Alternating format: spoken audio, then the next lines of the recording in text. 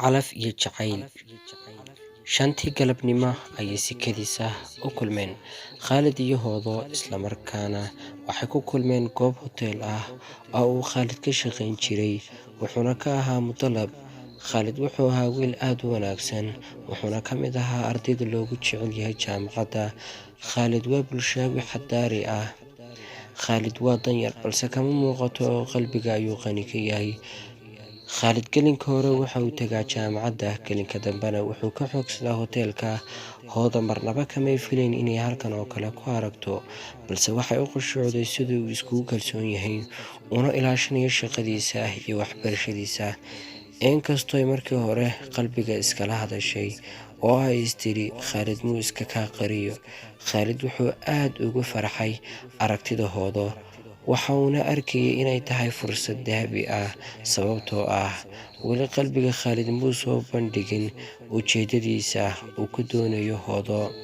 Khalid wuxuu isku dayay inuu Hoodo u sheego inuu arrin muhiim ah u leeyahay, balse waxaa jaaniskii uu ku dareynayay ka dhicisaysay gabadh habaryar u ah Hoodo oo la socotay oo uu meel uu ka mara waayay. Fursadaasina halkaas ayay ku dayacantay. Hoodo waa gabadh Khaaliqa ku manaystay qurux, jidhkeega laga ilaaliyay xubin la naco. Hoodo waa gabadh xishood badan oo hadal gaaban, islamarkaana waalidkeed ku soo koriyeen tarbiyad wacan, taasoo dhalisay inay noqoto gabadh had iyo jeer asturan. Waana hablaha dhifka ah ee ugu ixtiraamka badan jaamacadda. Koox Khalid uu ka mid yahay waxay abaabuleen inay ardaydu u baxdo dalxiis.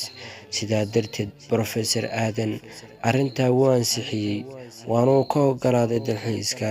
Abbaara 5 subaxnimo ayuu Khalid u kacay tabaabusho iyo isdiyaarin uu isku diyaarinayo dalxiis la magac baxay dalxiiskii caashiqa.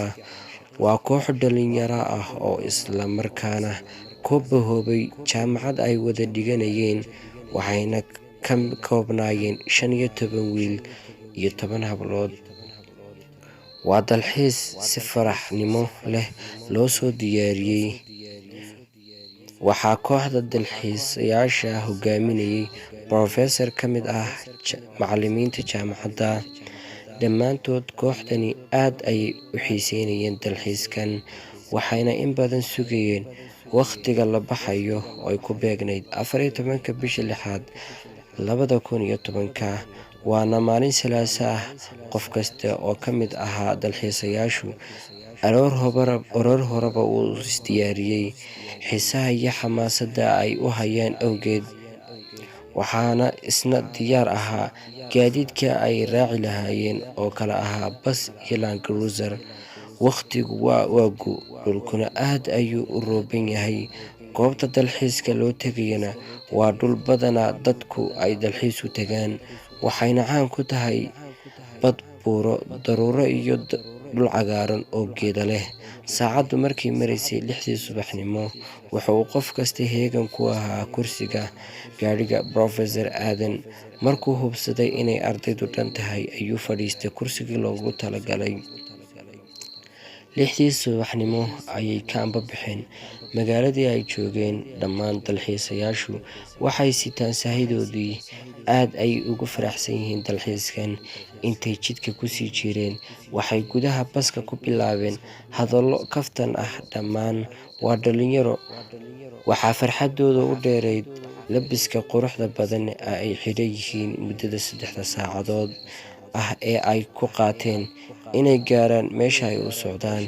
Markay dhammaantood dhulka cagaha soo dhigeen, waxay indhaha la raaceen muuqaalka yaabka leh ee uu dhulkani leeyahay iyo neecawda macaan ee ka dhacaysa. Waa goor barqa ah, jawiguna aad u macaan yahay. Professor Aadan wuxuu ardayda ku wargeliyey inay fasax u yihiin bilowga dalxiiska.